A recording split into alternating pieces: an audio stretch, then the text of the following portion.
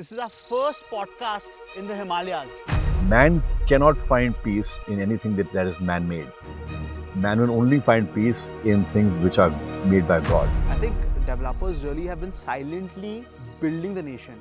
So I can get you from here into a hospital in Chandigarh, a Fortis or a Max within 45 minutes. So therefore the chopper is important. I don't want to make money off the helicopter.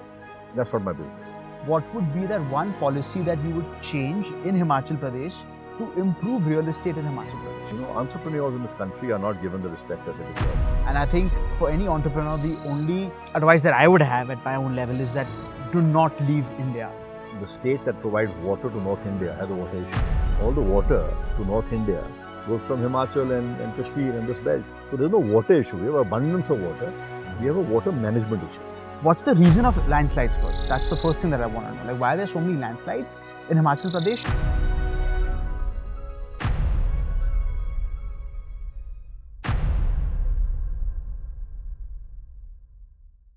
Hi guys, I'm so excited for this episode of the Real Estate Show with Mayank because just look at this.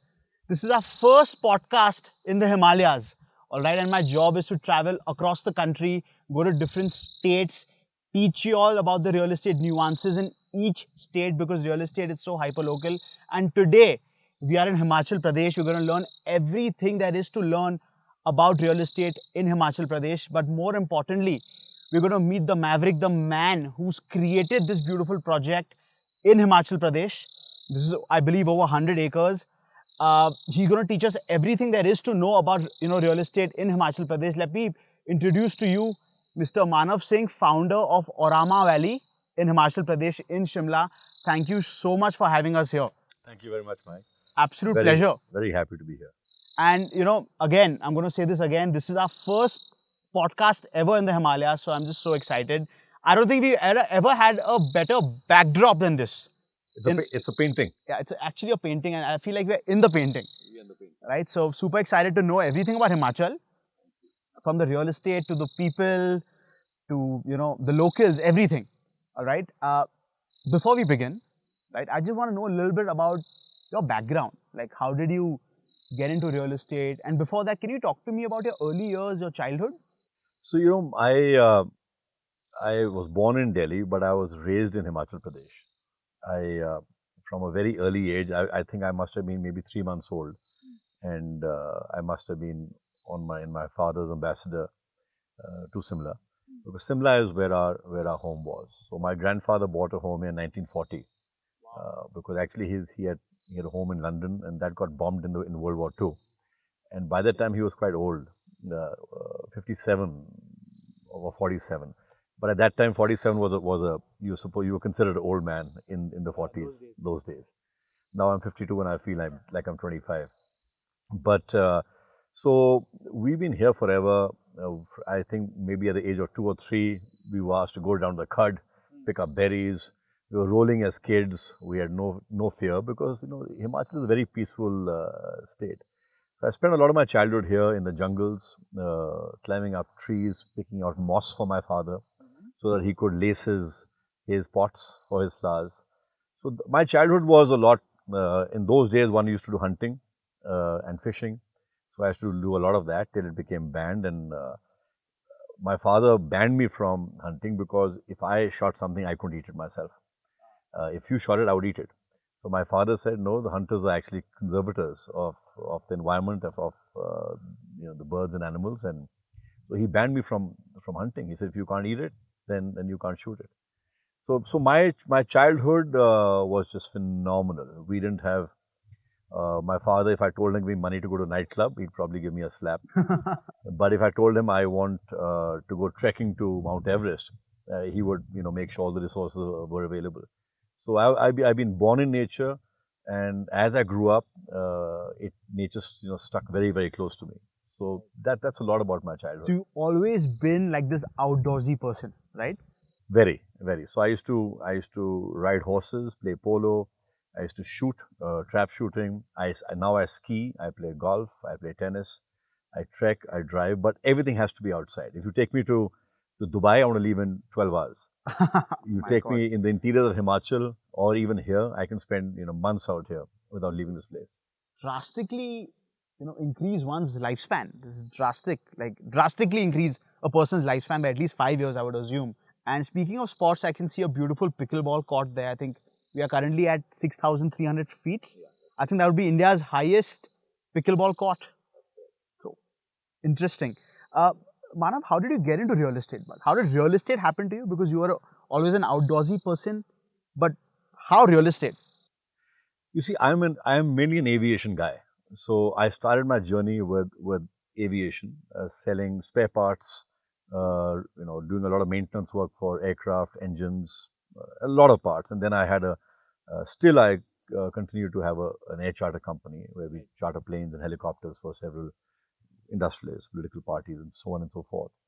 But even during that journey, I used to keep coming to Shimla. And I felt that the market was ripe now. I can't think of a single person who says, listen, I don't like the Himalayas. I don't like the mountains. But the issue was that, how do you find a place out here? How do you find a credible developer out here? How do you find a community out here? Somewhere which has got all the facilities and services. Now, in the good old days, people left their beautiful lives from tier 2 towns and went to a Bombay or a Delhi. The standard of living wasn't better, it became worse. They were from these beautiful, open spaces, they went into those small spaces. But that time there was no choice. They had to go out there because they had to create wealth. They didn't have the resources to educate their kids and so on and so forth, all the things we require for a secure life.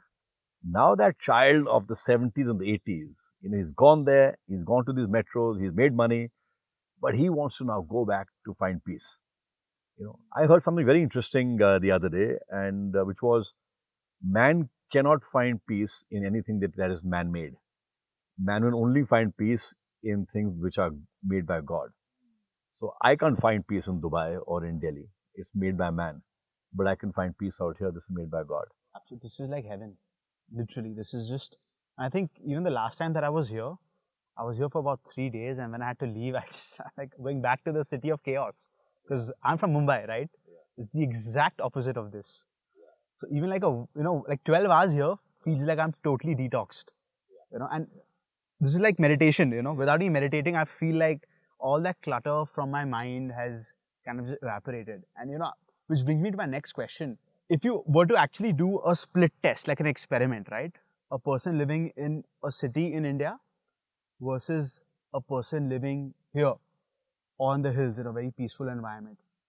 Do you feel the subject that is living here would actually have an increment in his lifetime? Would this genuinely increase a person's lifespan? I think you live to 100, and it's scientifically proven. So Mayo Clinic did a study maybe 8-10 years ago, and they went to these blue communities, and where the average age is 100 in Japan, in America, in some parts of Europe, and they found that there were 4 things that made these people live to 100. They thought they'll find some very specific gene which they could replicate, but they did not. One was they were vegetarian, or they ate fish. Second, the fish one actually I threw in for my own convenience. But the second was they all had a purpose of life. So they would wake up in the morning and even go gardening, distribute newspapers, go and talk to some youngster. There was a purpose. Third was they lived in a phenomenal community where they had a lot of friends, so they weren't lonely. And the fourth, interestingly, was they all lived in mountains. So because they were going up and down, up and down, up and down, it probably massaged their heart or did something. I'm not particularly very sound. But these 4 things were the key to these people living an average of 100. So I certainly believe if you live in an environment like this, anywhere in the world, doesn't have to be here, you will live a very long life, you lead a very healthy life, and you will lead a very fulfilling life. Because beyond a point, how much money do you want to make? Beyond a point, you only start doing things, making money and excelling in whatever you're doing because of the circumstances you're in. Your friend is doing it, you do it. His friend is doing it, so you do it. You're not doing it for yourself. There's no point of making money and being miserable. So, and I often feel like sometimes people go to crazy extents to make money. They live a very stressful life. Eventually they get diseases, and the money that they've earned, they use the same money to repair themselves biologically. right, on diseases. Or they give it to their kids, and the Absolutely. kids have a phenomenal life. So I think, which, it's a philosophical question, but like quality of life, right? How do you even measure that, right? It can't be measured through money for sure, right? It's about just finding joys in the smaller things and perhaps finding joys in things that are made by God, like you said, And which brings me to my next question, Manav, is look, Himachal is stunning. It's absolutely beautiful. The Himalayan range is the almighty Himalayan range, super stunning. I'm mesmerized by it. Ever since I was growing up, I've come to Himachal plenty of times as well. But for us, it's been a vacation, not something that I can just go in like 2-3 hours, right? Coming back to my question is, it's really peaceful out here, but at the same time, you also want to give people an opportunity to kind of live here. So you have to obviously develop homes, you have to construct homes. How do you draw or find balance between construction here while keeping the nature intact? Drawing a sustainability angle to this. You know, I think one just has to be very conscious of the fact that you are coming and living in a forested area, and if you start becoming conscious of the fact that the forest is also living, every insect is living, you automatically become conscious of what you do.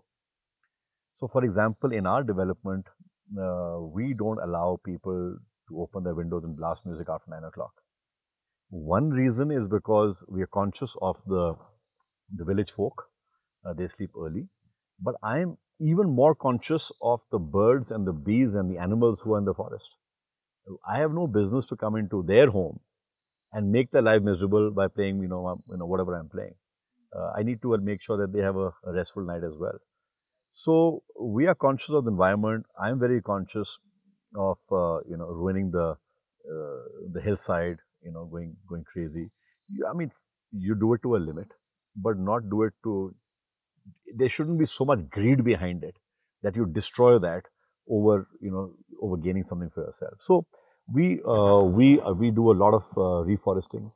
So we probably grow 10 times more trees than we were given by nature when we came to this place. We do a lot of water recycling. For example, in our toilets, all the water that goes into a toilet, which is at least about 30-40% of the water, is from STP and water harvesting. All our irrigation is STP and water harvesting. So there's quite a bit that we do. Things like, for example, in the good old days, you would have red roofs in Shimla, you know, white walls. I've changed that, but I want to merge into the forest, into the environment, and not stand out. So we have brown roofs. We have pastel colors, shades of light brown on our walls. So because it shouldn't be an eyesore for us, and also for the birds and the bees and everybody else. So got to respect the entire ecosystem, right? Absolutely. Now, but how is construction here? Because the terrain is slopey. It's constructing in the mountains, to say the least, right? The hills, contours, right? And a lot of landslides here in Himachal. What's the reason of landslides first? That's the first thing that I want to know. Like, why are there so many landslides in Himachal Pradesh? And how does a developer like you make sure that whatever you've constructed is not affected by those landslides? You see, landslides, development is part of life. You go anywhere in the world is developed. You go to Europe and you see those tunnels. Just if you go from Italy to France, I think there are 40 tunnels, and each one is maybe 10 kilometers long. But there's been a method to that whole thing. Those people, they knew how to build those tunnels. I feel that the landslides that have happened in Himachal are for two reasons. One is that the roads that are built by the National Highway, they are built by people who have built roads in the plains. Now, a guy building a road in Maharashtra cannot build a road in Himachal or Jammu Kashmir and so on and so forth, because there's a lot of technique required to do that. You have to do soil testing. You have to see where the slope is. You have to cut the gradient in such a way. There's so much that goes on. Somewhere you can build a road, somewhere you got to build a tunnel, somewhere you got to build an elevated road. So I think this has just been done, aimlessly, without applying mind and said, chalo, let's go and do it. Because that's how you would do it in Punjab or anywhere else in the country. So I think uh, we should have, while building these roads, it is the knowledge that the people of Himachal in the PWD department that they have in building the roads, that knowledge should have been taken. Building a road is not an issue. How you build the road is the issue. Similarly, in cities, even like Shimla, it's been raining forever, right? But there were these beautiful nalas which got made over centuries, and the water used to find its way down. Now those nalas have been blocked. When the nala is blocked, where does the water go? And we've all seen, we take nature very lightly, but one cyclone can get Miami to its feet. Okay, one flood can get North India to its feet. We've seen what's happened in Punjab right now. The fury of water and the fury of air is uncontrollable. We can control nuclear, but we can't control this. So I think we disrespect nature. We take it very lightly because it's not in your face. It's almost like a tiger and a mosquito. A tiger kills one person, the whole world knows. A mosquito kills a million, and nobody knows. So we just have to be respectful and mindful of nature. Right. And how much more expensive is it to construct a house in the mountains, right, on the slopes compared to constructing a bungalow in the plains? It's significantly more. See, first of all, we really can construct at 100% for only 8 months of the year, because otherwise 2.5 months is pouring, and a month and a half, 2 months it's freezing. So your labor doesn't work. They can't work at 0 degree temperatures. So it's not easy. So you're only working 8 months, but you're paying for 12 months, right? So the labor. So labor is a huge thing. Cost Your of material capital. all comes from enough with us. It comes from Delhi or other parts of the country. So it's that cost. But the huge cost here is that goes into our retaining walls and foundations. I remember we were building our little hotel out here, and it was carrying on for months. And after 8-9 months, I went out there and I said, "Listen, we spent several crores into this plot, and where's the money? Because there was nothing. I just saw soil." So he said, "Sir, it's all under the ground." So we built retaining walls, one after the other after the other. The foundations are solid. If you want to do it properly, Yeah, of course, yeah. if you want to build for 100 years, you got it. So we've actually ended up building things like dams. So our retaining walls are 10 foot wide at the bottom, serious concrete. So that problem you'll never have in the plains. First you cut, then you dispose soil in the right areas. You can't just chuck it where you feel like as a responsible developer. So the cost that goes into just preparing your ground is at least 30% of the cost of the building, which doesn't exist in the plains. Then the delay because of the seasons. Then the labor that comes in more expensive. Then the material that comes in more expensive. So The I would think freight I would cost. say it's at least 60 to 80% higher than you were to build in the plain. My God. And what would be the average cost per square foot, the construction cost per square foot here? Well, if you just look at the structure, I think if you build a good structure, it should be at least 1,500 rupees a square foot. And of course, interior, there's no end to it. There's absolutely no end to it. And what would be the best materials, according to you, for the Himalayas? Like, what materials shall a developer use in the mountains? Well, almost there's nothing known as what material, and as long as you're using material which has good insulation, because it does, in the summer it goes to 30, in the winter it goes to minus, 4, -5. It is pouring, so there's nothing known as really what's good and what's bad material, but material that's got good insulation, that's got good contraction and expansion qualities. Materials that is long lasting, because because of the vagaries of the weather out here, you don't want to be doing maintenance every single year. We actually in the middle started doing steel buildings, and we thought that was great because that did minimum environmental damage. There was no sand, there was no water, there was no cement, there were no bricks, which is phenomenal. But then the price of steel went up, 2x, and there was no benefit that we could have passed on to our consumer. Otherwise, I think steel buildings is the way to go in for the future. Very sustainable, very fast, less labor, no damage to the environment. How much time would you construct, like say, a 5-story building with just steel? So a 5-story building, we would probably make it in fully finished in 7 months Wow. in the mountains. Wow. Yeah. With all those challenges. Yes. Wow. Yes. That's really fast. Yeah. That's really fast. Yeah. And how many buildings have you delivered here? We've delivered around, I would say about 10 or 11 blocks as of now. We've delivered over 140 homes. Nice, nice. In a very sustainable fashion. I could see that. So much greenery. Now, I think people keep talking about that there's a water issue in Himachal Pradesh. Right? Is that true? I don't think so. And I speak to my friends in the government. Right. How is it possible the state that provides water to North India has a water issue? All the water to North India goes from Himachal and Kashmir and this belt. So there's no water issue. We have abundance of water. We have a water management issue. So do you think less water is being allocated to the Himachalis? No, we can take as much water as we feel like.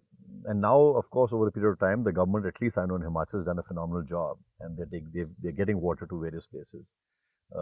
It's just that nobody has applied their mind in the past. So there is no water issue.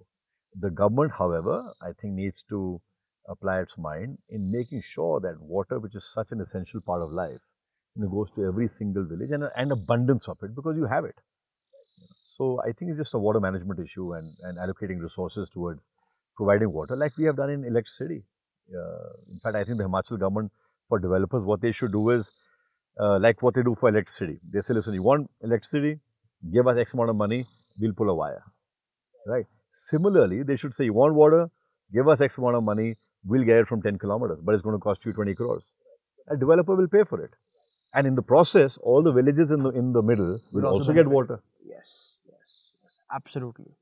I think developers really have been silently building the nation in its literal sense.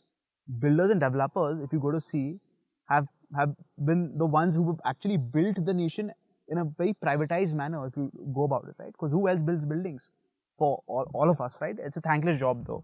I don't want to get into that. Well, I'll get into that because you see, if there is a DLF or a Tata's or a Godrej and they're building 1,000 homes, they cannot afford to go wrong by even 1% as far as the bylaws are concerned because somebody's going to catch them and the investment of thousands of crores is going to go.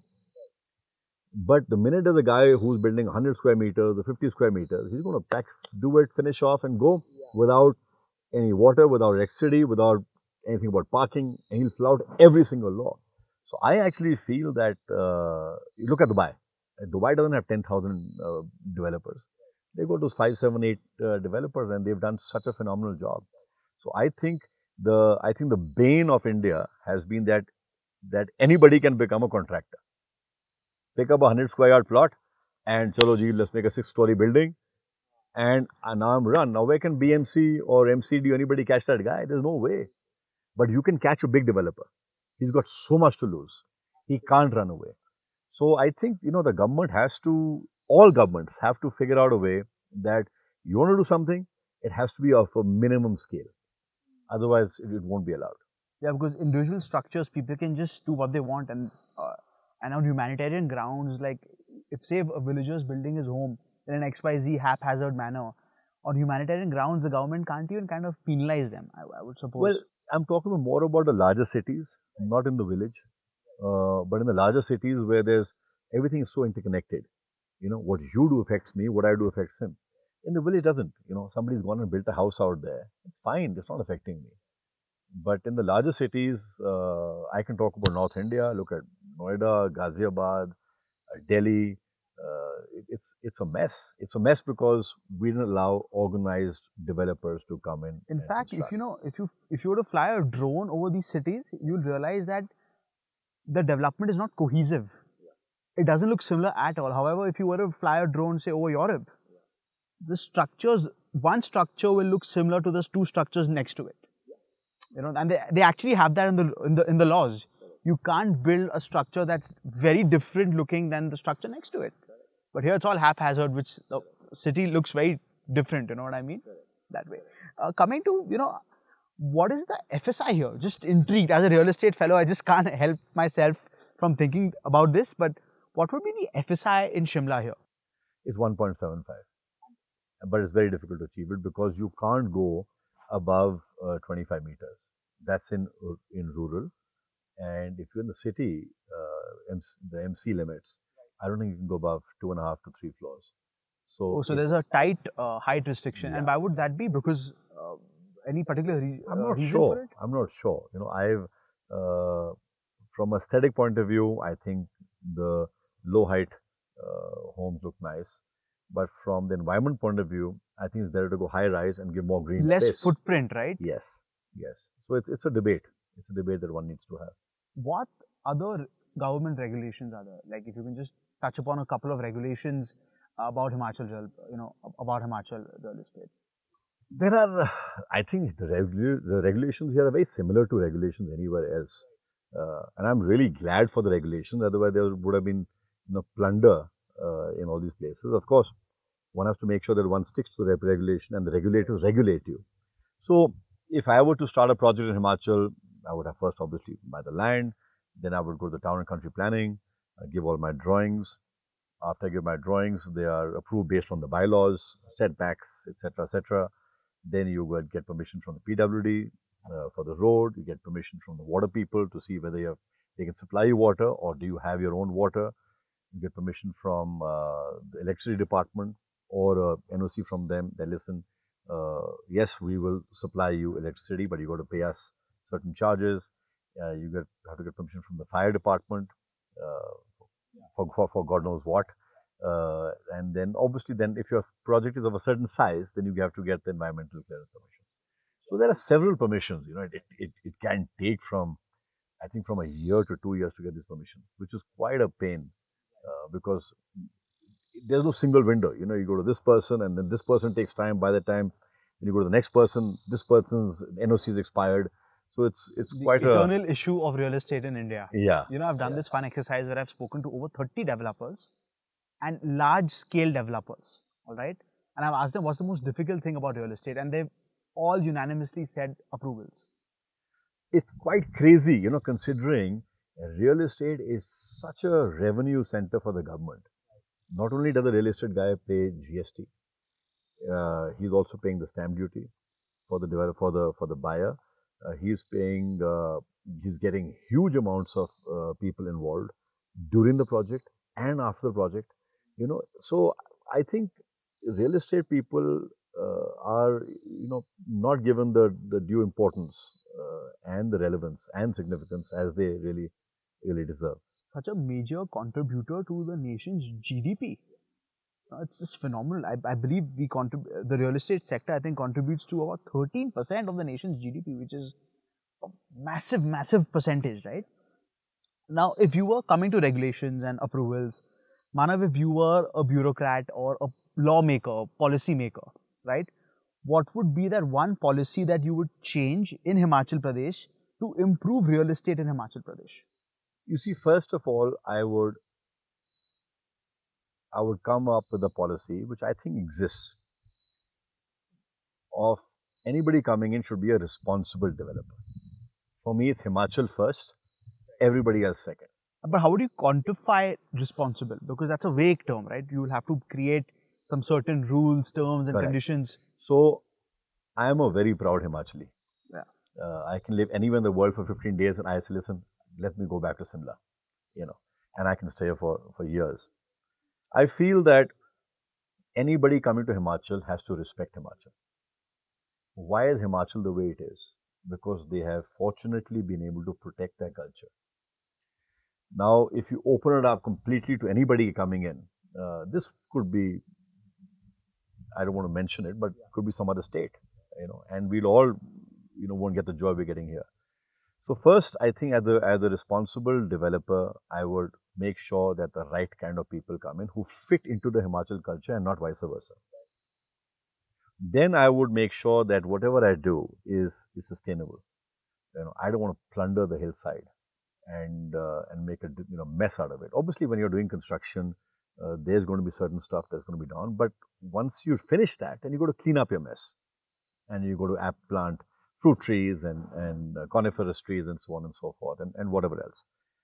So I think as a government, if I were to be in the government, I would make sure that the developer is responsible, but I would then 100% support the developer in all these permissions, not to make him run around in 25 places, not to make him feel that you're doing him a huge favor. Actually, entrepreneurs in this country are not given the respect that they deserve. We had COVID times and everybody was on their own. I saw a great interview by this entrepreneur. He's a Sikh gentleman. I think Sikhs have this habit of speaking out.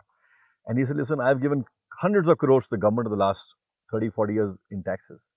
Why can't the government extend me a soft loan of just 2% of what I've given them in taxes? Interesting. I said, that's a great point. But nobody cares. Entrepreneurs are left on their own. If entrepreneurs pull back, how is the nation going to grow? Look at any great nation coming. Look at America. Each company of their seven those heavenly stocks, each one of them is bigger than any economy in the world. Absolutely. Oh yeah. Right. Because they allowed countries' that. GDPs. They allowed that. So, but of course, we've come a long way in 25, 30 years. Where 30 years, 40 years ago, it was a crime to make money. Industrialists were looked at almost like, with a very suspicious lens that how's he making money and what a bad thing that he's making money. They forget about the contributions they're making to the nation. Correct. But we've come a long way. Now I think we need to really go step it up several notches and really put the winds behind the industrialists as long as they have integrity. But I feel like at least the last couple of years, in fact, the last decade has been wonderful for India. The new Bharat is ready, and I personally feel that it's not going to be India's decade, it's going to be India's century. And I think for any entrepreneur, the only advice that I would have at my own level is that do not leave India. There's so much scope to grow in India. It's such a developing nation. I think it's going to be very interesting. The new Bharat story that's being painted right now. I think the next 2-3 decades will be a lot of fun in this country. Yeah, absolutely. I think if you got the right product, you're just going to hang in there. You see, it takes. A friend of mine told me, a very successful friend of mine. He's much older than me. He's about 80 years old. He said, Manav, and he's hugely successful. He says, Manav, overnight success has 25 years of hard work. He said, what people think that I've, become this big, financially big guy. I don't like the word using big guy because, people think it's only finance. But I could be big spiritually. I could be big, socially. I could be big with my family. I could be big with my friends. This whole thing of success, which is linked to finance, is completely misplaced in my view. So, given that somebody has the right product, they've got the passion, and they do their job correctly, honestly towards the government, honestly towards the consumer, build a reputation over a period of time, I think you're unstoppable in India. Yeah, absolutely. And just our population, the inherent demand is always there in our nation. Right now, for example, if I'm from Mumbai, and if I want to come here, right, inspired by you, if I want to become a developer here, right, how do I go about it? Can I even buy land here to become a developer? What would be my modus operandi? You can. You see, the unfortunate part is land holdings in Himachal are very small. So I don't think the land holding is more than an acre or acre and a half, or as an average. Plus, the land in which I'm under possession is actually owned by my neighbor. My neighbor's land is owned by somebody else. So there's a lot of cross holdings. It's called a mushtarka khata out here. So it's very difficult to take that web out. What I'm saying is very difficult to get clean land. B, 70% of the land in Himachal is owned by the government. So you're left with 30%. Of 30%, I would say only 1% is in places where you can develop, which is close to Shimla. So only 1% is habitable. Close to Shimla, close to Dharamsala, close to Solan. Only 1%. Of that 1%, I think only 1% is available. The people in Himachal don't like selling their land. They're like, this is our Devbhumi, this is our mother, we won't sell it. No matter, if there's any food in the house or not.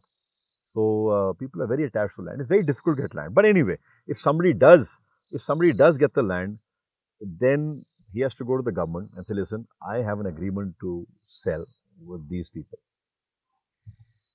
Here's my agreement. kindly give me permission under Section 118 of the Land and Tenancy Act.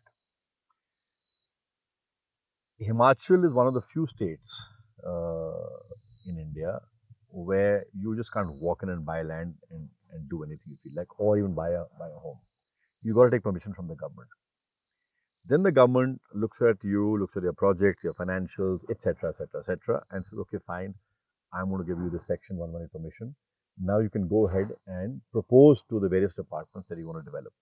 So then you go to the town and country planning department. After that, everything remains the same, like what I had mentioned to you earlier. You get all those 7, 8 permissions and so on and so forth, and then you develop. So if I'm interested in a land, right? Say this is the land I'm interested in. Do I need to make plans on what I intend to do on the land before I can even think of acquiring it? Yes. So you would acquire 10, 20 acres or whatever it is, and then you would tell the government that, listen, I want to make a hotel out here. I want to make a hotel with 100 homes or whatever it is. So that basic plan, your concept, your vision has to go to the government for them to give you an in-principle approval. Understood. So I can't just buy land for the heck of it here. I need to do something on it as an outsider. Yeah, for sure. Okay, For interesting. Sure, for sure. So no land banking. No. You see, I used to actually first wonder when I was younger, what is this 118 all about? It's a section where you can, where you have to take permission. So in fact, nobody can even buy an apartment here without the government permission, outside municipal limits. And I think it's a phenomenal being selfish as a Himachali, because if this law didn't exist, Himachal would have been part of, culturally, part of UP, Punjab, Haryana. Right? We only maintained our culture and that sanctity just because we have had this protectionist kind of a policy. It's a very old way of thinking, but that's the only reason we protected this beautiful state. Right. Can you touch upon this 118 section? What exactly does it entail? What is it exactly? So this started, I think, when Himachal became Himachal from Greater Punjab. I think to protect the Himachalis, because they were very innocent people. They didn't have the affluence that the people in the plains had, and weren't that wily as well. To protect the Himachalis, this law came about that anybody who wants to buy land in Himachal, if he is not a Himachali agriculturist, he has to take permission from the revenue department. And finally, it goes up to the top level for every single permission. So they have to get permission, whether you're a developer or you're an individual and you want to buy a home. Home could be a villa, home could be a cottage, home could be an apartment. You've got to take permission from the government to be able to buy that. And the way you do that is you tell the government, listen, I'm an Indian, I love Himachal, I want to live out here. Please allow me to live out here. Yeah. Understood. Now, if I were to, speaking of living out here, if I were to buy an apartment here, right? How would I buy an apartment here? Like how can a non-Himachali buy an apartment in Himachal? Is it the same process, or will developers help me get that permission? How will that work out? Assuming, let's say I were to buy an apartment in Auramah Valley. Well, first of all, you've got to be RERA approved, right? If you are RERA approved, even if you're RERA approved, you still go to the government. We obviously help you, because if you're coming from Bombay, you don't know all those 20 steps you got to take, and you can't follow up with every department.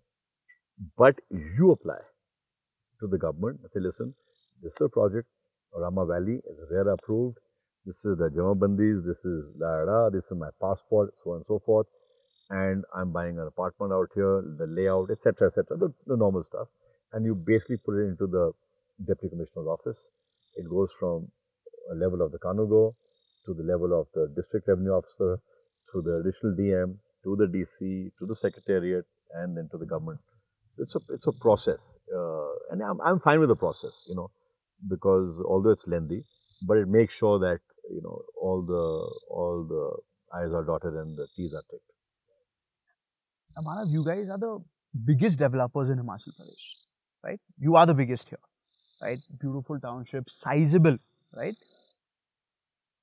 But why are there not other developers of this scale in Himachal? I think there are very, very, very few developers in Himachal Pradesh. Why is that? See, it's not easy to make. a developer, besides being passionate, needs to make money. Now, a developer sitting in Delhi, a large developer, will do a project worth 3-4 thousand crores and get it over industrial with in 5 years, right? In Himachal, you can't do it. The terrain is very tough. To build is very tough. To come out here is very tough. To find good people to work for you is very tough. To find labor is very tough. Getting material is very tough. Government permissions are very tough. So, if I was a developer who just landed up in India from somewhere, I would see where can I get the best bang for my buck. In the fastest way possible. Yeah, because I'm a developer, I need to make money, right? Uh, and Himachal is not the easiest place to make that quick money. It takes 10, 20 years to build that. Where we are sitting right now, this was nothing. This was just what we call ghasni, which is grasslands. And when do you start this? About 15 years ago. And when you started, what was the public response? What did people... And how do you think of doing this 15 years ago? Did people call you crazy? Yeah. So, a lot of my friends, most of my friends are very successful, far more than me. And if I asked 100 people I'm doing this, 100 told me not to do it. There's not one human being who told me to do this. So encouraging. Yeah. So I think it's a bit of that, craziness streak. I don't know what it was. Passion. I think it's passion and it's my love for Himachal. And I can see that. I can genuinely see that. I was like, we've been talking, right? And I can see that passion, this almost passion-led obsessive compulsive disorder. I'm saying it in the nicest way possible, right? It's like this good OCD that I see, that you're so passionate about not just your own project, but the entire state. And I think inherently that would have been one of the reasons you wanted to develop it. Just take the reins in your own hand. Is that what it is? Yeah, absolutely. I consider myself a Himachali, and I'm a Himachali agriculturist. We've been raised out here. My family's been here since 1940. So I feel very, very passionate about this state, and I thought, let me do something good for this state in a nice way. I don't want to build a cluster of homes and unorganized construction. So despite all the advice that I got, I don't know, there's something that in me told me, listen, you just have to do this. And fortunately, I wasn't backed up by any debt. All the money I put in was my money. So end of the day, I always knew that if it didn't work out, I'll just shut the doors, pay everybody 2 months of salaries, and still enjoy myself, having a coffee under a tree. So I had no downside that way. There was a downside, but it wasn't that I'm going to be bankrupt or anything like that. So given that I had that benefit of no financial burden on me and this crazy passion about doing something for Himachal, but the very fact that this would also allow me to spend more time in Himachal, I think these just three things just drove me into doing whatever I did, and I did it blindly. Once I was in a close group with Anil Agarwal of Vedanta, and somebody said, listen, but all these big boys, they're targeting you. He said, really? I have no clue. So he said, no, we've heard that, this big industrial house, this industrial house, there's a big boys club in Bombay, and, you're not a very, popular guy there. He said, I have no clue. So sometimes he said, ignorance is bliss. I had no clue, so I just carry on. So I myself had, despite the 100 people telling me that don't do it, I was completely ignorant of the risks. And I was just focusing on the positive. I wasn't focusing on what would go wrong. I was just dead sure I'm going to do it. And I think sometimes, hearing a lot of negativity or trying to understand risks that may or may not exist, sometimes, that just negativity puts a limiting belief in the person's mind, So I'm really happy that you just went with your entrepreneurial gut feel and, now look what you've created. I mean, we'll obviously walk around the property as well. I would love to, get your opinion on each aspect of this property as well. The beautiful forest, the beautiful expanse, and of course this gorgeous view, right? Now, how much time do you spend in the year here? Like, how much time do you spend in Himachal Pradesh in the year versus a Delhi? Like, can you just give me the entire split of your calendar year? 17, 18 years ago, I got complete clarity on the kind of life I want to lead. And for me, that life was divided into 6 pots. And by the end of my life, I wanted all the pots to be equal. One of them is the pot of health. If I have $1 billion and no health, the $1 billion is useless. Second is the pot of family. I have health and no family, and $1 billion is useless. So family is absolutely critical for me, and at the moment, that family is my wife and daughter, really, and of course my sister and my in-laws and so on and so forth. Then of course is the pot of wealth, But I think wealth, you only need that much wealth which gives you freedom. I believe that excessive wealth curtails your freedom. I can today really decide right now. We're sitting out here. It's 11 o'clock. I can decide to go to Thailand tonight. Okay, the top industrialists of this country cannot. Right. Then of course is the pot of Do your you friends. do you think more wealth after a point makes life miserable? 100%. There's no doubt in my mind. Miserable makes life boring. It takes away the pleasure and purpose of life. You're just stuck on one aspect. So where's your health? Where's your family? Wealth is fine, and then of course you need friends. I love my friends. I love playing golf with my friends and talking absolute nonsense. I don't want to talk anything serious. You want to just talk nonsense. So life without friends is a meaningless life. You might have $10 billion, you'll have a palace, but not a human being coming to meet you. What's that life worth? And then for me, it's extremely important to give back. And give back what? I don't even think all this belongs to me. Why was I born in a certain family that I could have this and somebody else wasn't? I feel in a way I'm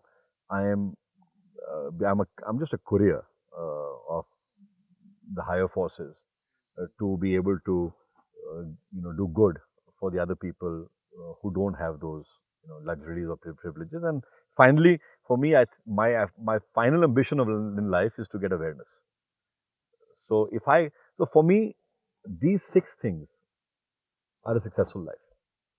And how do you feel when you go back to Delhi from here? Oh God, I feel like I when I'm going back to Delhi, I feel that somebody's put a collar on my neck and got this big chain and dragging me, and I'm digging my heels in every time. My God. Every time I'll go Can you to, breathe in Delhi now? I can't.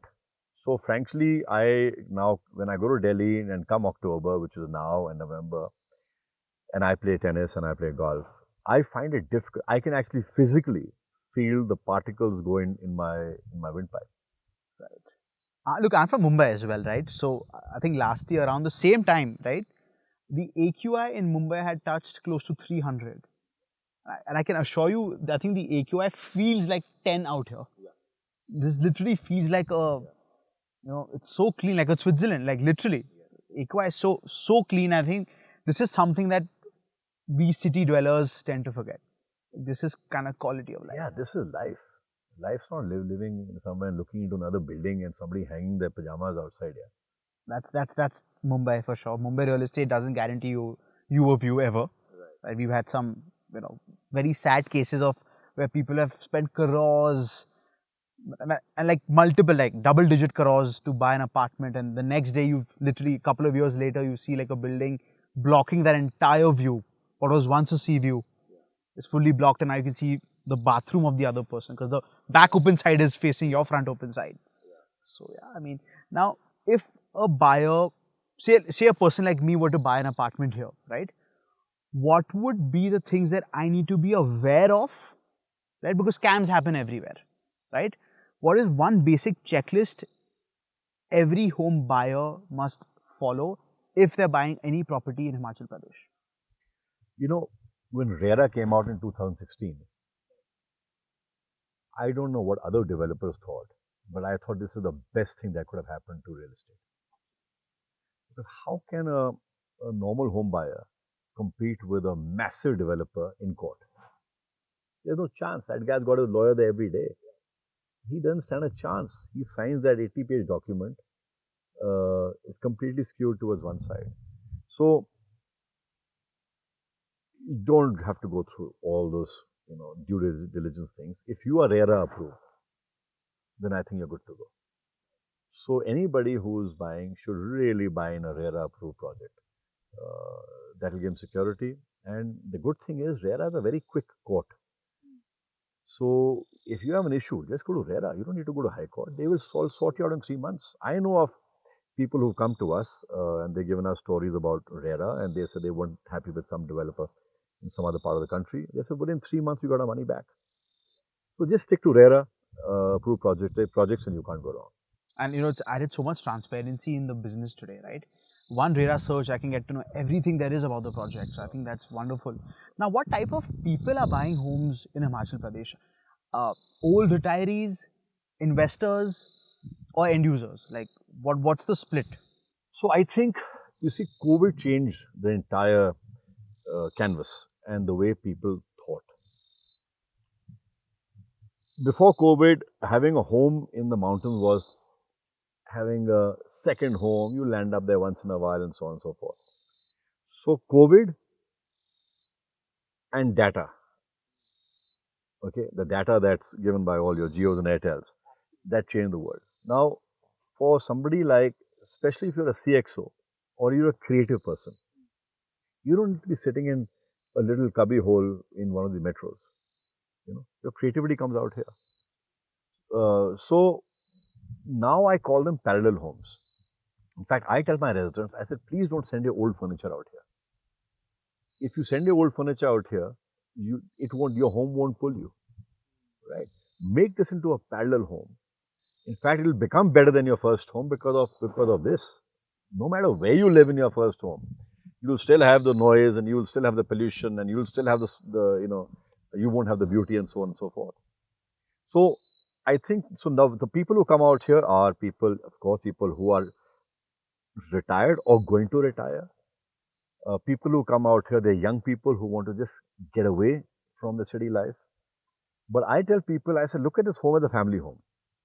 Now, memories are never made in office, and memories are never made in your first home. My childhood memories are always when I was in Shimla with my parents, with my cousins. They were never very rarely in my house in Delhi. So I say, consider this as a family home. You buy it, but your parents will enjoy it, your in-laws will enjoy it, your kids will enjoy it, your cousins will enjoy it, and you all come together. So that's what I tell people. So of course we have HNIs because that's how our project is pegged, and I want HNIs. We want people who are value driven. We want people who are well educated to come out here. We actually refuse people to, and discourage them to buy into a project. If I feel that as a person, he will not lend to the Himachali culture, we don't sell it to them. We tell them. You genuinely filter your Yeah, yeah. clients. So we I think every year over 150 crores of sales of check we refuse. I've had times when people have been rude to my people.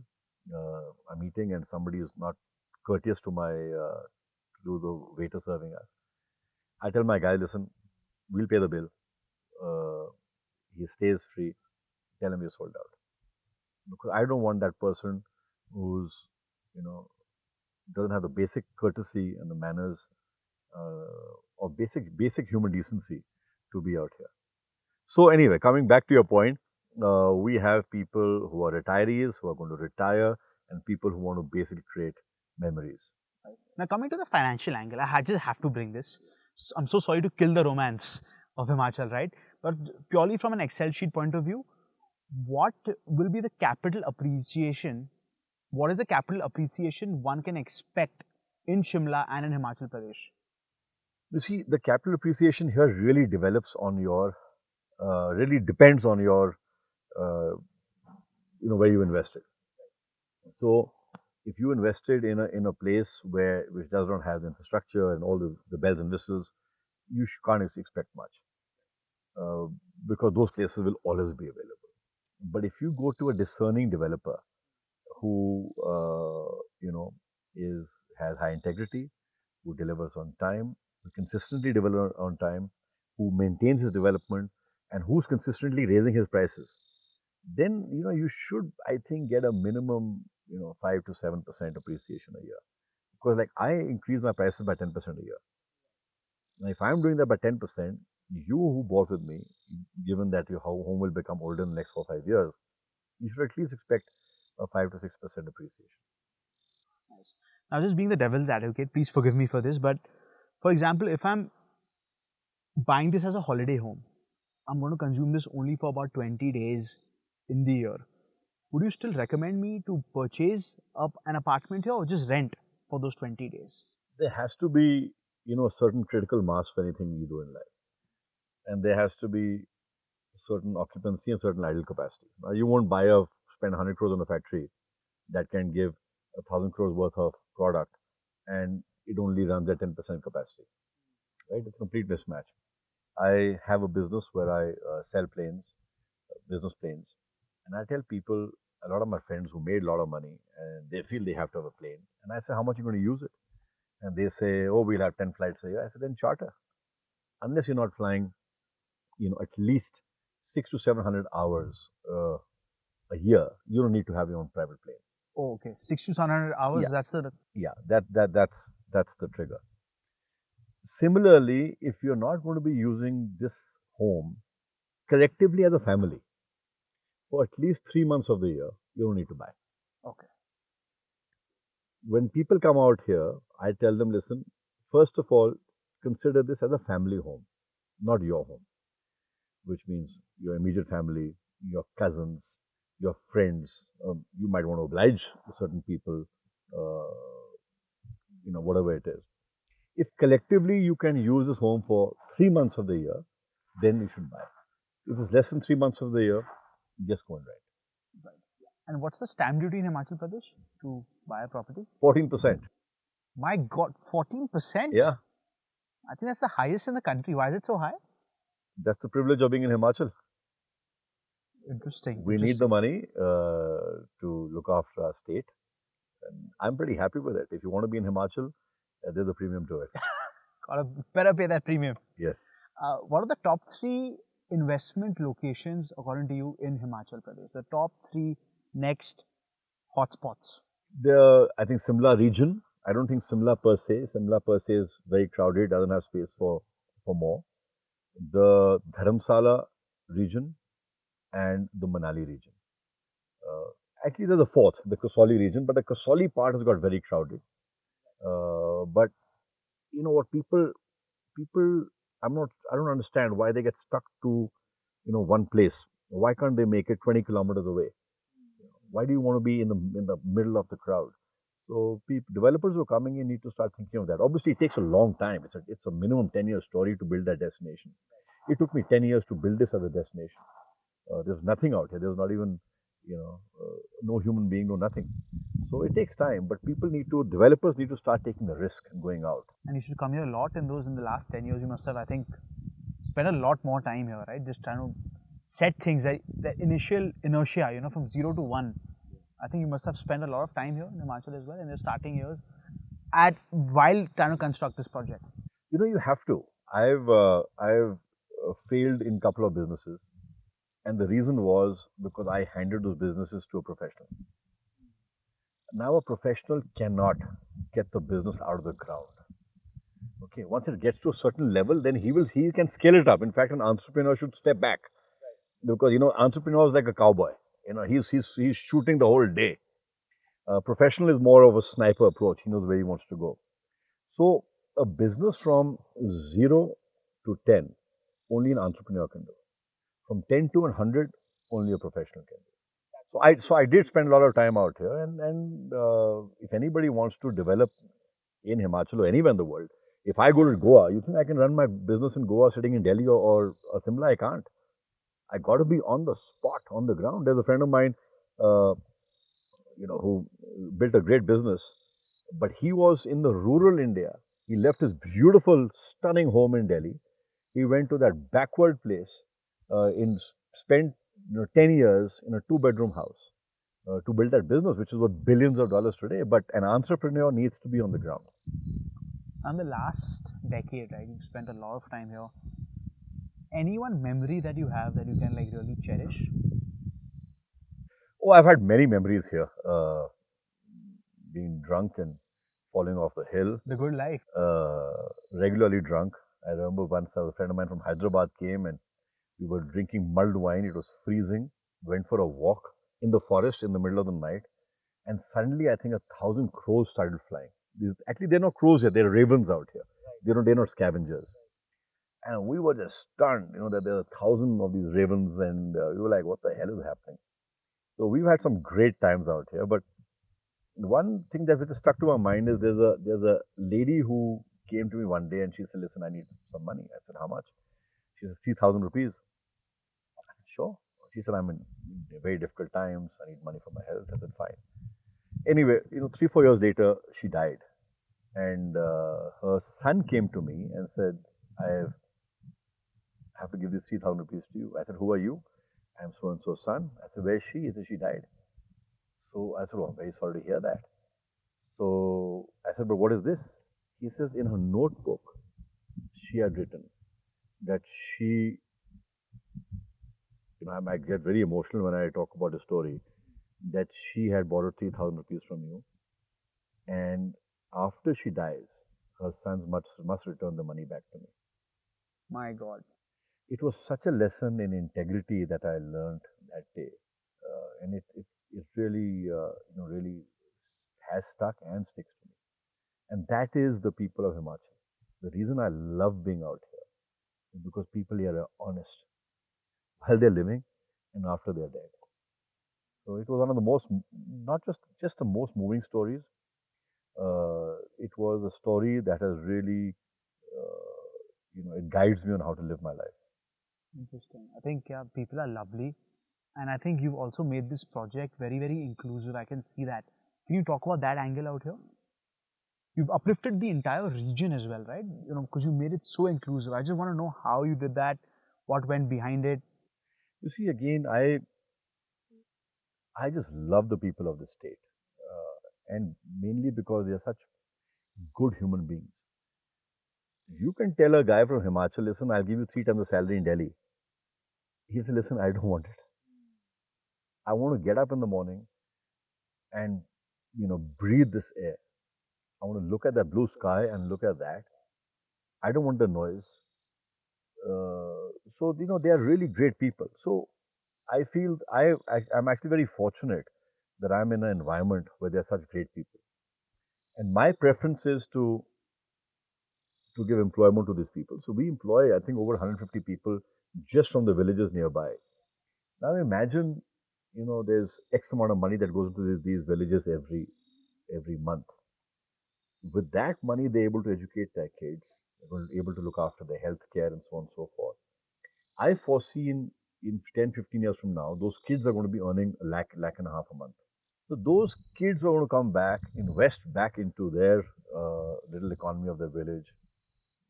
And I foresee, villages like this, becoming very, prominent, very prosperous. And this is something I think all industrialists should do. They should create these models. And the model, of course, you have to run a successful business. But if I don't run a successful business, if I put it to the ground, everybody goes into the ground, not just me.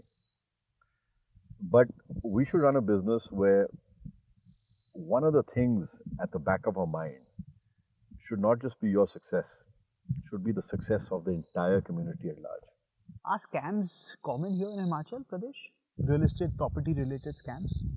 I would love to say no, but wouldn't be the right answer. You can't control every human being. So by and large, it's a great state, etc., etc. But you would find that one bad element, one rotten apple. I've had people scam me, and I thought I'm a pretty smart guy. I know the lay of the land and etc. But I've had people scam me. I've had my, some. In fact, we had an employee of ours, but who was a non-Himachali. He scammed us. But it's part of life.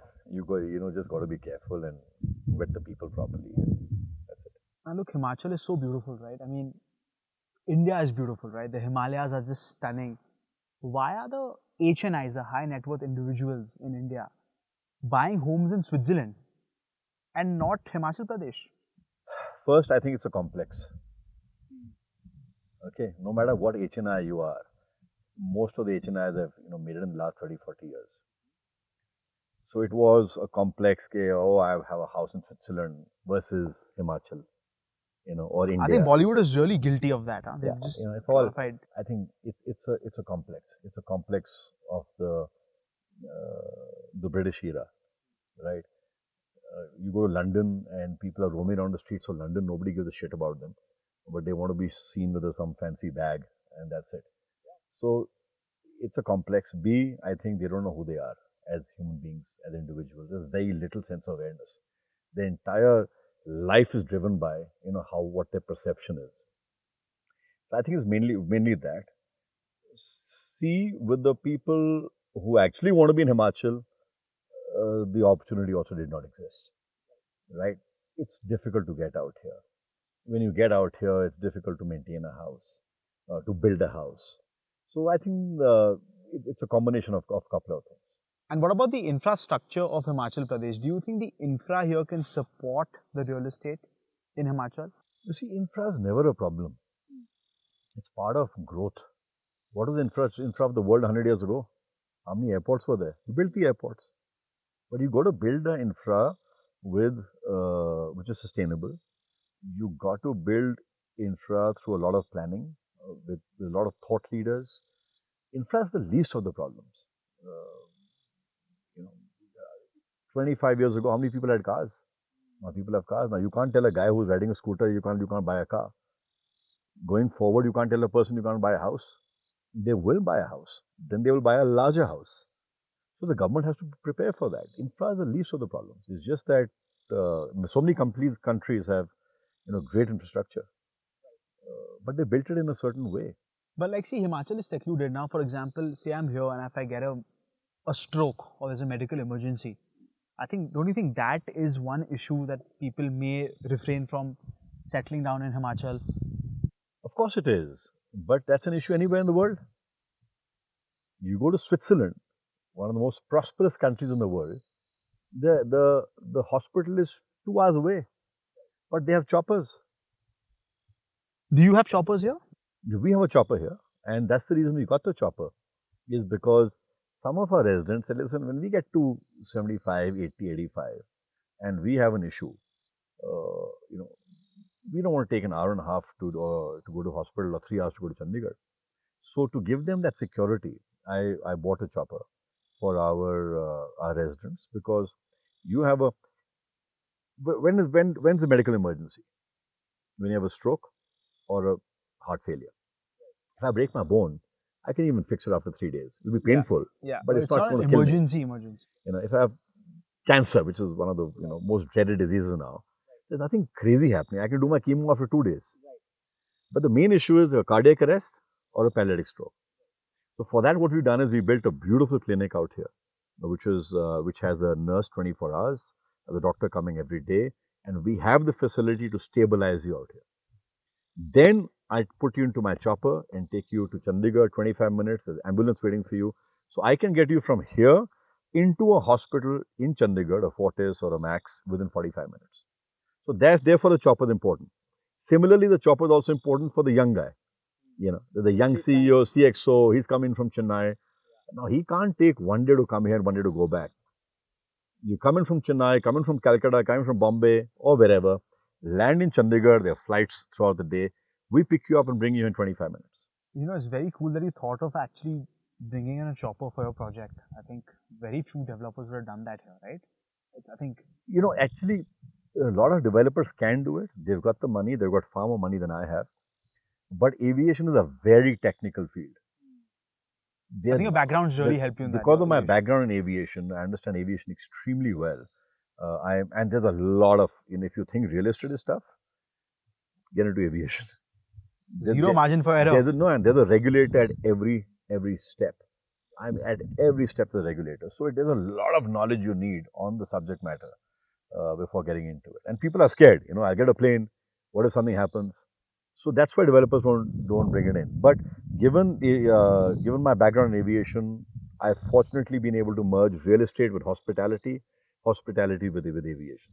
I'm just very intrigued by this. So, say if I were to buy an apartment here, will I also have, in its like notional sense, will I also have part ownership of the helicopter? No, you don't have part ownership, but you're part of the helicopter club. Okay, what is that? So, if you are in Auramah Valley, we have a helicopter dedicated for the Auramah residents.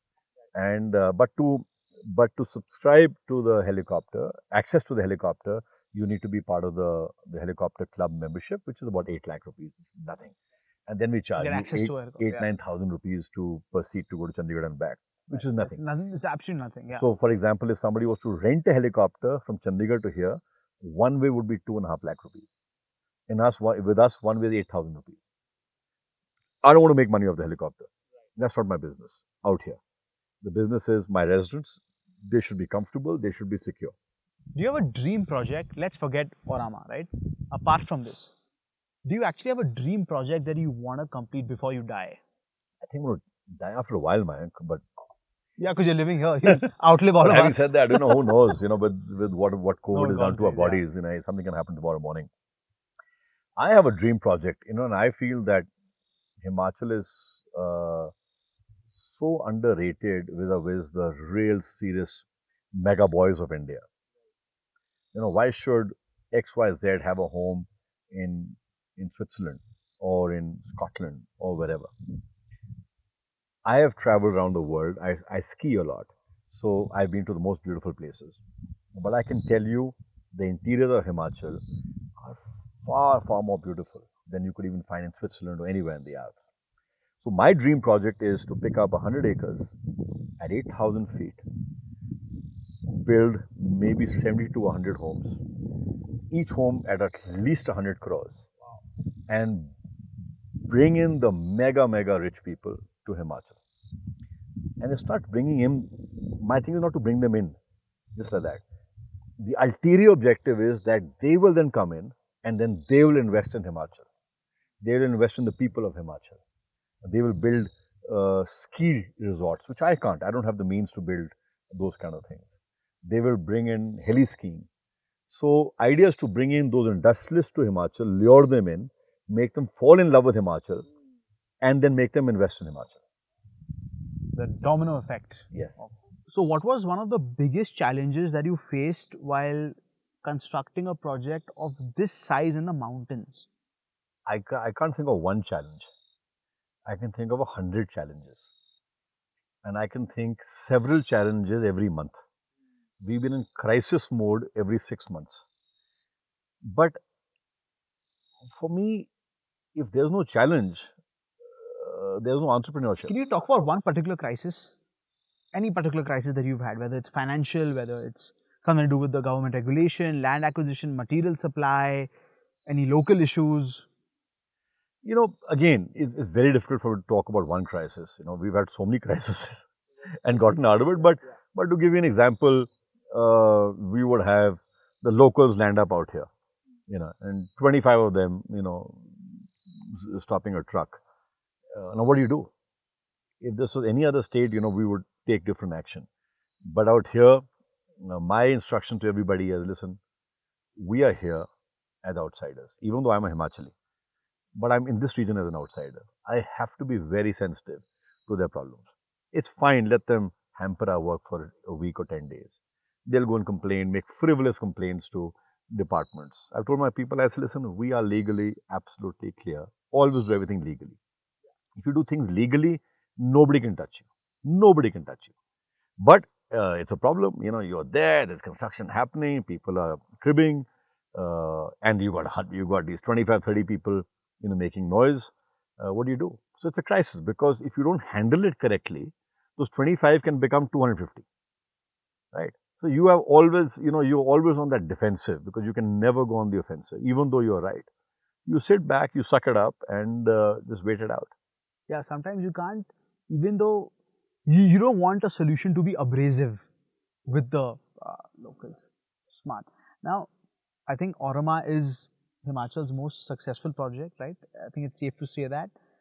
What have you done so different? Like, why is this the most successful? Is it just the sheer size of this project? What do you think? If you had to give me one USP about Auramah Valley, what would that be? So, there's no one USP, Mayank. One thing doesn't make anything, right? There are multiple things that come together to make that one thing. Firstly, we give you a freehold home.